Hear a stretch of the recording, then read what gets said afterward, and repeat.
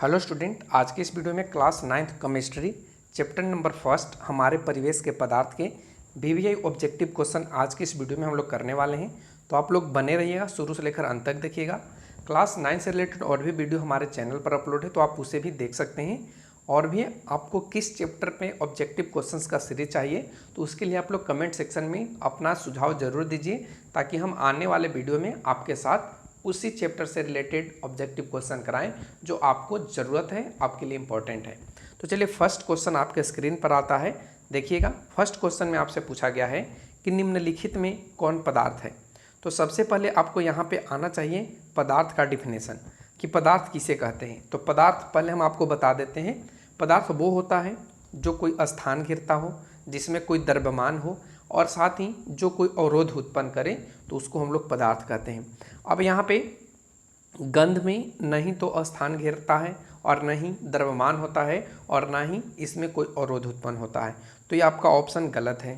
ठंडा की बात करें तो ठंडा में आपका ना ही कोई अवरोध होता है, ना ही कोई इसमें द्रव्यमान होता है और ना ही इसमें जगह घेरने की प्रवृत्ति होती है, तो ये भी आपका ऑप्शन गलत हो गया। अगर हम प्रेम की बात करें तो प्रेम में भी इन तीनों चीज़ नहीं मिलेगा। आपका ऑप्शन डी बिल्कुल राइट होगा। क्यों? क्योंकि इसमें तीनों चीज़ यहाँ पे उत्पन्न या तीनों चीज़ आपको देखने को मिलेगा इसमें। ठंडा पेय की बात करें तो यहाँ पे कोल्ड ड्रिंक की बात किया गया है, जो हम लोग पीते हैं, स्प्राइट वगैरह जो पीते हैं, ठंडा पेय पदार्थ, उसकी बात करा गया है। ठीक है, तो उसमें क्या होता है, तो उसमें कुछ द्रव्यमान होता है। आप लोग लेते भी होंगे तो आप कहते होंगे कि 1 लीटर का चाहिए, 1.25 लीटर का चाहिए, तो ये आपका क्या है, द्रव्यमान है। तो उसमें द्रव्यमान हुआ, साथ में वो जगह भी छेकता है उस बॉटल में, साथ ही उसमें क्या होता है, अवरोध उत्पन्न करने की क्षमता भी होता है। तो इस वजह से ऑप्शन डी आपका राइट हो जाएगा।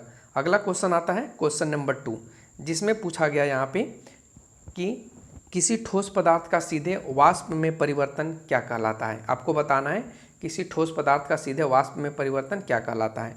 ऑप्शन दिया गया है, ऑप्शन ए में वाष्पन, ऑप्शन बी में उबलना, ऑप्शन सी में संघनन और ऑप्शन डी में ऊर्ध्वपातन। तो देखिए, कोई भी ठोस पदार्थ सीधे वाष्प में परिणत हो जाता है तो उसको हम लोग ऊर्ध्वपातन बोलते हैं। तो ऑप्शन डी बिल्कुल यहाँ पे राइट हो जाएगा। ठीक है, अब हम बारी बारी से ऑप्शन की बात करें तो वाष्पन क्या होता है, तो वाष्पन वो होता है जिसमें कोई द्रव पदार्थ, ठीक है, जिसमें कोई द्रव पदार्थ क्या करे, उबलना स्टार्ट कर दे और उसके बाद वो भाप बनाना स्टार्ट कर दे, तो उसको हम लोग क्या बोलते हैं, उसको हम लोग वाष्पन बोलते हैं। अगर उबलना की बात करें तो जिस ताप पर, ठीक है, जिस ताप पर कोई पदार्थ गुनगुनाहट या कह सकते हैं उसमें ही गर्म होना स्टार्ट हो जाए या वो वाष्प के रूप में आना स्टार्ट हो जाए, तो उस प्रक्रिया को या उस चीज़ को हम लोग क्वथन या उबलना कहते हैं। संघनन क्या होता है, तो संघनन वो होता है जिसमें किसी गैस को क्या किया जाता है, संपीड़ित किया जाता है। ठीक है, गैस को क्या किया जाता है, संपीड़ित, अर्थात कह सकते हैं कि गैस अवस्था से द्रव अवस्था में परिणत किया जाता है। कहाँ से, गैस से द्रव में जब हम लोग परिणत करते हैं तो उसको हम लोग संघनन कहते हैं। तो उम्मीद करते हैं चारों ऑप्शंस क्लियर हो गए होंगे, डिफिनेशन भी आपका क्लियर हो गया होगा। अब हम लोग बढ़ते हैं आगे के क्वेश्चन नंबर 3, जिसमें पूछा गया है कि वाष्पन की क्रिया क्या उत्पन्न करती है। यहाँ पे आप लोग लिख लेंगे कि वाष्पन की क्रिया क्या उत्पन्न करती है। यहाँ पे छूट गया, क्या उत्पन्न होती नहीं होगा, क्या उत्पन्न करती है। ठीक है, ऑप्शन ए में गर्मी उत्पन्न करती है, बी में ठंडक उत्पन्न करती है, ताप में वृद्धि कर देती है या कमी कर देती है। तो इन चारों ऑप्शंस को आप देखिए यहाँ पे। तो देखिए, वाष्पन की क्रिया से हमने पढ़ा है कि ठंडक उत्पन्न होता है, तो ऑप्शन बी राइट हो जाएगा। एग्जाम्पल के रूप में आप समझ सकते हैं कि जो सुराही का पानी होता है, ठीक है, जो सुराही का पानी होता है, जो हम लोग सूती वस्त्र पहनते हैं, तो ये क्यों पहनते हैं, ये सुराही का जल ठंडा क्यों हो जाता है, तो यही वाष्पन की क्रिया के द्वारा। और डिटेल में आपको चैनल पर मिलेगा वीडियो, तो आप लोग उसे ज़रूर देखिएगा ताकि आपको पूरा का पूरा समझ में आएगा। अब बढ़ते हैं आगे के क्वेश्चन 4 नंबर में। देखिए, यहाँ पे कहा है कि वायु का दाब जैसे जैसे घटता है वैसे वैसे द्रव का क्वथनांक में क्या परिवर्तन आता है। ऑप्शन दिए गए हैं, ऑप्शन ए में बढ़ता है, ऑप्शन बी में घटता है, ऑप्शन सी में स्थिर रहता है और ऑप्शन डी में इनमें से कोई नहीं। तो देखिए, जैसे जैसे वायु का दाब जो घटता है तो उस प्रक्रिया में क्या होता है, द्रव का जो क्वथनांक भी है ना, वो भी घट जाता है। तो आप लोग ध्यान रखेंगे, ऑप्शन बी आपका राइट आंसर हो जाएगा। अब हम लोग बढ़ते हैं आगे के क्वेश्चन। अगला जो क्वेश्चन है देखेंगे, अगला जो क्वेश्चन वो है आपका 5 नंबर में कि गैस का द्रव में परिवर्तन क्या कहलाता है। तो अभी हमने आपको बताया था ऑप्शंस के रूप में भी, तो यहाँ पे आप बारी बारी से ऑप्शंस ना देखें, यहाँ पे डायरेक्टली कर ले। गैसीकरण कोई प्रक्रिया होता नहीं, ऊर्ध्वपातन हमने बता रखा है, संघनन भी है बता रखा है। अब एक नया पॉइंट आया जमना। जमना क्या होता है, या जमना आपको यहाँ पे समझना है। या एक चीज़ और इसका नाम होता है जिसको हम लोग बोलते हैं हिमांक। ठीक है, क्या बोलते हैं, हिमांक। तो कोई भी द्रव क्या करता है, ठीक है, कोई भी द्रव क्या करता है, जब आप इसको 0 डिग्री सेल्सियस पर ले जाते हैं तो ये क्या करता है, जमना स्टार्ट कर देता है। क्या कर देता है, जमना स्टार्ट कर देता है। तो इसी चीज़ को हम लोग जमना कहते हैं। ऐसे भी आप कह सकते हैं कि कोई भी द्रव ठोस के रूप में जब परिवर्तित होता है तो इसको द्रव का जमना कहा जाता है। तो ऑप्शन इसमें कौन सा आपका राइट होगा, गैस का द्रव में परिवर्तन, वो आपका संघनन कहलाएगा, ऑप्शन सी। अगला क्वेश्चन आता है क्वेश्चन नंबर 6, जिसमें पूछा गया है कि वह ताप जिस पर कोई ठोस पदार्थ द्रव में परिवर्तित होगा क्या कहलाएगा। वह ताप जिस पर कोई ठोस पदार्थ द्रव में परिवर्तित होगा वो क्या कहलाएगा। ऑप्शंस आपके सामने हैं। ऑप्शन ए में बात करें तो देखिए, ऑप्शन ए में कहा है द्रवनांक कहते हैं इसको, ऑप्शन बी में क्वथनांक कहते हैं, ऑप्शन सी में क्रांतिक ताप कहते हैं, और ऑप्शन डी में क्रांतिक बिंदु कहते हैं। तो इस प्रश्न का क्या जवाब होगा कि जिस ताप पर कोई ठोस द्रव में परिवर्तित होता है उसको हम लोग कहते हैं द्रवनांक। ध्यान रखना, ठोस पदार्थ द्रव में जब परिवर्तित होता है तो उसको हम लोग द्रवनांक कहते हैं। ऑप्शन ए राइट होगा। क्वथनांक की बात करें तो उसमें कोई ठोस पदार्थ क्या करे, पिघलना स्टार्ट कर दे, द्रव के रूप में परिवर्तित होना स्टार्ट कर दे, उसको हम लोग द्रवनांक कहते हैं। तो उम्मीद करते हैं आपको क्वेश्चन 6 भी समझ में आया होगा। अब हम लोग आते हैं क्वेश्चन नंबर 7 पे। क्वेश्चन नंबर देखिए 7 में कहा गया है कि पदार्थों के कणों को एक साथ बांधकर रखने वाला बल क्या कहलाता है। ऑप्शन ए में अंतरा अणु स्थान कहलाता है, ऑप्शन बी में बंधन कहलाता है, ऑप्शन सी में अंतरा अणु बल कहलाता है, और ऑप्शन डी में नाभिकीय बल कहलाता है। तो इस प्रश्न का क्या आंसर होगा, आप लोग फटाफट से कमेंट सेक्शन में बताइए। तो इसका राइट आंसर क्या होगा, ऑप्शन सी, यानी कि कणों को एक साथ बांध कर रखने वाला जो गुण होता है या जो बल होता है उसको हम लोग अंतरा अणु बल कहते हैं। तो ऑप्शन सी आपका राइट हो जाएगा। अगला क्वेश्चन आता है क्वेश्चन नंबर 7, जिसमें कहा गया है कि वह प्रक्रिया जिसमें इत्र की गंध वायु में चारों ओर फैल जाती है क्या कहलाती है। ऑप्शंस दिया गया है। ऑप्शंस में बात करें तो ऑप्शन ए में क्या आप बाष्पन कहते हैं, उसे विसरण कहते हैं, संघनन कहते हैं, या द्रवण कहते हैं। तो देखिए, कोई भी इत्र का मतलब यहाँ पे आप सेंट को समझिए, जो सेंट होता है ना, जो हम लोग छिड़काव करते हैं या जो महक हम लोगों के नाक तक पहुँचता है, उसकी बात किया गया है।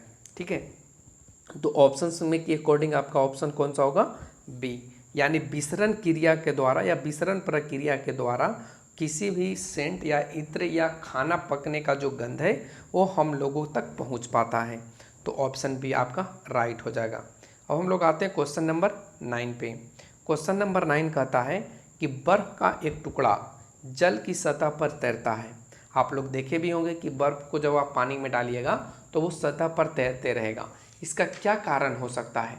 ऑप्शंस दिए गए हैं। ऑप्शन की बात करें तो ऑप्शन ए में क्या दिया है, यह जल से भारी होता है। ऑप्शन ख में या बी में कहा गया है कि बर्फ और जल का घनत्व होता है, घनत्व समान होता है। और ऑप्शन ग में बर्फ जल से हल्की होती है, और ऑप्शन डी में बर्फ का जो घनत्व होता है जल से अधिक होता है। तो देखिए, कोई भी वस्तु हल्की होगी तभी वो जल पे या जल के सतह पे वो तैरना स्टार्ट करेगी। तो ऑप्शन सी आपका बिल्कुल राइट हो जाएगा कि जो बर्फ का टुकड़ा जल की सतह पर इसलिए तैरता है क्योंकि जो बर्फ होता है जल से हल्की होती है। अब बढ़ते हैं हम लोग आगे क्वेश्चन 10 पे। क्वेश्चन नंबर 10 है, बहुत अच्छा क्वेश्चन है, ये आपको न्यूमेरिकल में भी पूछा जाता है तो ध्यान रखना है आपको। कहता है कि 100 डिग्री सेल्सियस ताप का केल्विन में क्या मान होगा। तो ध्यान रखना, आप एक सूत्र का फॉर्मूला आप लिख लीजिए कहीं पे, नोट करके कहीं पे भी, कि डिग्री सेल्सियस बराबर जो होता है, डिग्री सेल्सियस बराबर जो होता है वो कितना होता है 273.15 प्लस यहाँ पे डिग्री सेल्सियस, ठीक है। ये डिग्री सेल्सियस बराबर होता है और इतना का मान हम लोग के रूप में या केल्विन के रूप में इसको डिनोट करते हैं। तो अब यहाँ पे देखिए क्वेश्चन में कहा गया है 100 डिग्री सेल्सियस, तो सबसे पहले आपको क्या लिखना है 273.15। इसमें कितना डिग्री है तो 100 डिग्री सेल्सियस को आपको जोड़ना है, तो ये जोड़ करके आ जाएगा 373.15 और यही आपका क्या बनेगा आंसर। तो हमने यहाँ पे क्या जोड़ा तो 273 पहले से था और जितना डिग्री सेल्सियस देगा उसको हम 273 में जोड़ देंगे तो वो आपका केल्विन निकल करके आ जाएगा। तो आप ध्यान रखेंगे, तो आपका राइट आंसर इसमें कौन सा बनेगा तो ये आपका ऑप्शन बी बन जाएगा, यानी 100 डिग्री सेल्सियस का जो केल्विन में मान होगा ना, 100 डिग्री सेल्सियस का जो केल्विन में मान होगा वो आपका होगा 373.15। अब हम बढ़ते हैं आगे क्वेश्चन 11 पे। क्वेश्चन नंबर 11 कहता है कि किसी पदार्थ का केल्विन में ताप 673.15 सेल्सियस है। यहाँ पे सेल्सियस नहीं होगा मेरे भाई, केल्विन होगा, यहाँ पे छूट गया है, आप लोग लिख लेंगे या आगे तो लिखा ही है, यहाँ पे देख लीजिए आगे लिखा है कि केल्विन में जो ताप है वो 673.15 है। तो सेल्सियस या सेंटीग्रेड में इसका ताप क्या होगा, तो अभी हमने आपको बताया कि जो केल्विन बराबर होता है वो कितना होता है तो 273, ठीक है, 0.15 प्लस क्या लिखेंगे डिग्री सेल्सियस, यह आपका केल्विन में होता है। लेकिन आपको केल्विन में मान दिया गया है कितना 673.15 बराबर आप लिखेंगे 273.15। अब यहाँ से क्या करेंगे डिग्री सेल्सियस निकालना है, तो इधर डिग्री सेल्सियस को छोड़ देंगे और इधर 273.1 को लेके आएंगे, तो आपका जो आंसर निकल के आ जाएगा वो 400 डिग्री सेल्सियस आ जाएगा। तो ऑप्शंस के अकॉर्डिंग 473 पॉइंट आएगा मेरे भाई। अच्छा 673 है ना, 673 है। देखिए ऑप्शंस में हमने थोड़ा सा मिस्टेक कर दिया, एक ऑप्शंस को आप सुधार लेंगे, ये 500 वाला को आप 400 लिख लेंगे क्योंकि यहाँ पे 400 आंसर आने वाला है, ठीक है। तो इसका राइट आंसर कितना बनेगा 400 डिग्री सेल्सियस। तो इसको आप मिटा करके लिख लीजिए 400 डिग्री सेल्सियस। तो ऑप्शन डी यहाँ पे करेक्ट कर लेंगे 400 डिग्री सेल्सियस। अब बढ़ते हैं आगे के क्वेश्चन। अगला जो हम लोगों का क्वेश्चन आता है देखेंगे क्वेश्चन नंबर 12, ठीक है। 12 में देखिए क्या कहा गया है, 12 में कहा गया है कि सौर मंडल में प्लाज्मा अवस्था की उत्पत्ति का कारण है। क्या है उत्पत्ति का कारण, तो चलिए आप बताइए कि सौर मंडल में प्लाज्मा अवस्था की उत्पत्ति का कारण क्या है। ऑप्शंस दिए गए हैं, ऑप्शन ए में निम्न ताप, ऑप्शन बी में उच्च दाब, ऑप्शन सी में उच्च ताप और ऑप्शन डी में इनमें से कोई नहीं। तो देखिए सौर मंडल में प्लाज्मा अवस्था की उत्पत्ति का जो कारण है वो आपका उच्च ताप है, और प्लाज्मा की उपस्थिति के कारण ही सौर मंडल के जितने भी ग्रह हैं वो चमकीले दिखाई पड़ते हैं। साथ ही हमारे जो ट्यूबलाइट वगैरह बल्ब होते हैं उसमें भी प्लाज्मा की उपस्थिति के कारण ही वो हम लोगों को चमकीले दिखाई पड़ते हैं। तो ऑप्शन सी बिल्कुल यहाँ पे आपका सही हो जाएगा, तो ध्यान रखेंगे ऑप्शन सी को। अगला क्वेश्चन आता है कि गर्म करने पर गैस का आयतन क्या होता है। जब आप गैस को गर्म करते हैं, गैस सिलेंडर, गैस कहने का मतलब यहाँ पे एलपीजी को लेकर भी बात किया जा रहा है और आप नेचुरल गैस जो है उसकी बात भी यहाँ पे किया जा रहा है। तो बताएंगे कि गर्म करने पर जो गैस का आयतन है उसमें क्या होता है। ऑप्शन ए बढ़ जाता है, ऑप्शन बी घट जाता है, ऑप्शन सी अपरिवर्तित रहता है और ऑप्शन डी इनमें से कोई नहीं। तो देखिए जब आप गैस को गर्म करेंगे तो उसका जो आयतन होगा ना, ठीक है, आयतन जो होगा ना वो आपका बढ़ जाएगा। तो ऑप्शन ए बिल्कुल यहाँ पे राइट हो जाएगा। तो ध्यान रखेंगे क्वेश्चन नंबर 13 का आंसर आपका ए हो जाएगा। अगला क्वेश्चन आता है क्वेश्चन नंबर 14, ठीक है। क्वेश्चन नंबर 14 में कहा गया है कि आर्द्र वायु में, आर्द्र मतलब कौन सी वायु की बात किया गया है, जो हल्का बारिश वाला या शीत वाला हवा होना चाहिए, ठीक है। तो आर्द्र वायु में गीले कपड़े सूखते हैं, यानी कह सकते हैं जो आप ऐसे भी कह सकते हैं जिसमें रिमझिम पानी वगैरह पड़ते रहता है बूंदा बूंदी, तो उसमें बात किया गया है कि जब आप कपड़े को, जब गीला कपड़ा है या जो भीगा हुआ कपड़ा है उसको सूखने में क्या होता है, क्या वो जल्दी सूख पाता है, क्या वो विलम्ब से सूखता है, या ठंडक के कारण वो सूखता ही नहीं है, या इनमें से कोई नहीं, ठीक है। तो आप बताएंगे कि आर्द्र वायु में जो गीले कपड़े हैं वो सूखते हैं कौन से, तो आपका ऑप्शन ए हो जाएगा, यानी विलंब से सूखते हैं। ठीक है, तो ध्यान रखना है। अब बढ़ते हैं आगे के क्वेश्चन नंबर यहाँ पे 15 पे। हवादार जगहों पर, ठीक है, हवादार जगहों पर द्रव के वाष्पन का वेग में क्या परिवर्तन आता है। तो हवादार जो जगह होता है उसमें वाष्पन की जो क्रिया होती है क्या वो घट जाती है, बढ़ जाती है, अपरिवर्तित रहता है, या इनमें से कोई नहीं। तो इस प्रश्न का क्या राइट आंसर हो जाएगा। तो इसका राइट आंसर जो बनेगा वो ये बनेगा कि जब आप हवादार जगहों पर द्रव के वाष्पन करेंगे तो उसका जो वेग है वो बढ़ जाएगा। तो ऑप्शन बी आपका यहाँ पे राइट बन जाएगा।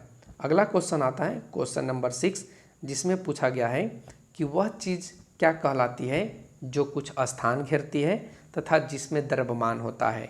ऑप्शंस दिए गए हैं, तो ऑप्शंस में आपका ऑप्शन ए बिल्कुल राइट हो जाएगा, क्योंकि हमने आपको पहले ही बता रखा है कि पदार्थ वो होता है जिसमें कुछ द्रव्यमान हो, जिसमें कुछ आयतन हो, जो अवरोध उत्पन्न करे, तो उसको हम लोग पदार्थ बोलते हैं।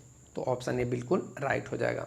अगला क्वेश्चन आता है 17 नंबर, जिसमें पूछा गया है कि निम्नलिखित में से कौन सा कपड़ा गर्मियों के समय में अधिक आरामदेह होता है। यहाँ पे आरामदेह छूट गया है, खाली आरामदेह लिखा गया है, तो आप लोग यहाँ पे लिख लेंगे आरामदेह होता है, मतलब हम लोगों के लिए कंफर्टेबल फील कराता है। ऑप्शन ए में पॉलिस्टर कराता है, ऑप्शन बी में सिल्क कराता है, ऑप्शन सी में सूती कपड़ा कराता है, और ऑप्शन डी में सिंथेटिक कराता है। तो देखिए गर्मी के दिनों में हम लोग जो कपड़ा पहनते हैं वो सूती वस्त्र पहनते हैं, तो ऑप्शन यहाँ पे सी राइट हो जाएगा। ध्यान रखना है। और क्यों पहनते हैं इसके बारे में हमने आपको बता भी रखा है कि वाष्पन क्रिया के कारण जो शीतलता प्रदान करता है, ठंडक प्रदान करता है, इसी के वजह से हम लोग यहाँ पे सूती वस्त्र का इस्तेमाल करते हैं। अगला क्वेश्चन आता है क्वेश्चन नंबर 18। देखिए क्वेश्चन नंबर 18 में कहा गया है, यहाँ पे क्वेश्चन नंबर 18, 17 करा दिया ना, हाँ 18 में देखिए क्वेश्चन में कहा गया है कि पदार्थ द्वारा जो अधिकृत स्थान है वो क्या कहलाता है। अधिकृत का मतलब जो स्थान वो घेरे हुए हैं, जिसको वो छेके हुए हैं, तो उसको हम लोग क्या बोलते हैं। ऑप्शन ए में क्या द्रव्यमान बोलते हैं, आयतन बोलते हैं, अंतरानुक स्थान बोलते हैं, या घनत्व बोलते हैं। तो पदार्थ द्वारा जो अधिकृत स्थान है ना उसको हम लोग बोलते हैं आयतन। तो ऑप्शन बी बिल्कुल आपका राइट बन जाएगा। अगला क्वेश्चन आता है क्वेश्चन नंबर 19, जिसमें पूछा गया है कि पदार्थ के कणों का, कानों यहाँ पे लिखा गया है, आप लोग थोड़ा सा इसको सुधार कर लेंगे। ठीक है, आप लोग थोड़ा सा यहाँ पे इसको सुधार कर लेंगे। ठीक है, कानों की जगह पे कणों लिख लेंगे। तो कणों के मध्य जो स्थित रिक्त स्थान है वो क्या कहलाता है। क्या अंतरा अनुक बल कहलाता है, अंतरा अनुक स्थान कहलाता है, यहाँ पे आयतन कहलाता है, या द्रव्यमान कहलाता है। तो पदार्थ के कणों के मध्य जो रिक्त स्थान होता है उसको हम लोग अंतरा अनुक स्थान कहते हैं। तो ऑप्शन बी आपका राइट हो जाएगा। अंतरा अनुक बल किसको कहते हैं इसके बारे में भी हमने डिफिनेशन के रूप में हमने आपको बता दिया है, तो आप लोग उसको ज़रूर देख लीजिएगा। अब हम लोग आते हैं क्वेश्चन नंबर 20 पे, जिसमें कहा गया है कि पदार्थ के चतुर्थ अवस्था कौन है। ऑप्शन दिए गए हैं। ऑप्शन ए में पदार्थ के चतुर्थ अवस्था क्या गैस है, ऑप्शन बी में बोस-आइंस्टीन कंडेंसेंट है, या प्लाज्मा है, या ठोस है। तो देखिए पदार्थ के हमने अभी तक 3 अवस्था को पढ़ा था, लेकिन आपको 9th क्लास में पढ़ाया गया कि पदार्थ की कितनी अवस्थाएं हैं। तो पदार्थ की 5 अवस्थाएं हैं, जिसमें एक तो आपका हो गया ठोस, द्रव, गैस, चौथा प्लाज्मा, पांचवा बोस-आइंस्टीन कंडेंसेट। तो आपका कौन सा राइट आंसर होगा। ठीक है, चतुर्थ अवस्था की बात किया है तो वो आपका प्लाज्मा हो जाएगा। ठीक है, अब बढ़ते हैं आगे के क्वेश्चन नंबर 21, जिसमें पूछा गया है कि प्लाज्मा अवस्था का उपयोग निम्न में किस में नहीं किया जाता है। ध्यान रखना, किस में नहीं किया जाता है ऑप्शन में कहा गया है। ऑप्शन ए में ट्यूबलाइट में, ऑप्शन बी में सूरज में, ऑप्शन सी तारों में, और ऑप्शन डी गैसों में। तो देखिए प्लाज्मा अवस्था का जो उपयोग किया जाता है ना वो ट्यूबलाइट में, सूर्य के प्रकाश में, और सूर्य में और तारों में, लेकिन जो गैस है उसमें इसकी कोई उपयोगिता नहीं होता है। तो इसलिए आपका राइट आंसर ऑप्शन डी बन जाएगा। अगला क्वेश्चन है क्वेश्चन नंबर 22, जिसमें पूछा गया है कि ताप का एसआई मात्रक क्या है। तो ये तो बहुत इजी क्वेश्चन है और इसका जवाब आप लोग कमेंट सेक्शन में खुद से दीजिए ताकि आपको भी कुछ याद रहे और आप भी अपना कर्तव्य को ना भूलें। ठीक है।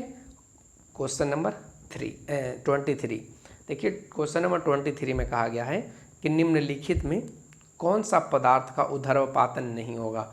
बहुत इंपॉर्टेंट क्वेश्चन है ये, आपको घुरा घुरा के क्वेश्चन इस पर दिया जाता है। तो बताइए कि निम्नलिखित में कौन सा पदार्थ का ऊर्ध्वपातन नहीं होता है। ऑप्शन ए में देखिए बात करें तो ऑप्शन ए में नौसादर, ऑप्शन बी में आयोडीन, ऑप्शन सी में जल का, ऑप्शन डी कपूर का। तो इस प्रश्न का क्या राइट आंसर होगा?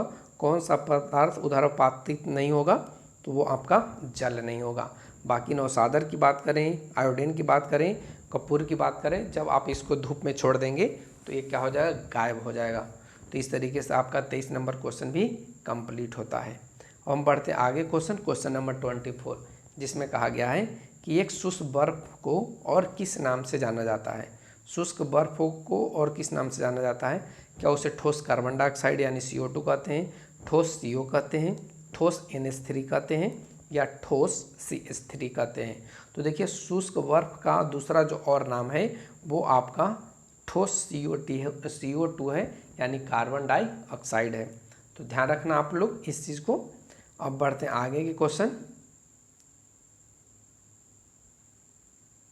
देखेंगे। क्वेश्चन नंबर 25 जो आज का आखिरी क्वेश्चन है, हमने 25 क्वेश्चंस का ही सीरीज सेट किया है, तो ध्यान रखेंगे। कहता है संघनन की प्रक्रिया में निम्नलिखित में कौन सा परिवर्तन होता है। तो इसके बारे में भी हमने बता दिया है कि कोई भी ठोस से द्रव में जब परिवर्तित होता है तो उसको हम लोग, कोई भी नहीं, गैस जब ठोस से द्रव में परिवर्तित होता है तब हम उसको क्या बोलते हैं? संघनन बोलते हैं। लेकिन यहाँ पे ध्यान रखना, गैस ठोस के रूप में कौन सा होगा? गैस। ठीक है। जब गैस, तो इस प्रश्न का राइट आंसर वाष्प के जगह पे आप गैस भी लिख सकते थे, आप गैस ही कर लीजिएगा। गैस से द्रव, जब गैस से द्रव में बदलता है तब हम उसको क्या बोलते हैं? संघनन। तो उम्मीद करते हैं आपको क्वेश्चन नंबर 25 तक क्लियर हो गया होगा और आप लोगों को ये वीडियो अच्छा लगे तो लाइक एंड शेयर जरूर कीजिएगा। और अगर आप लोग चैनल पे नहीं तो चैनल को सब्सक्राइब कर लीजिएगा और जो भी सब्जेक्ट से रिलेटेड आपको डाउट है तो आप डाउट भी पूछ सकते हैं। Thanks for watching, take care, bye bye.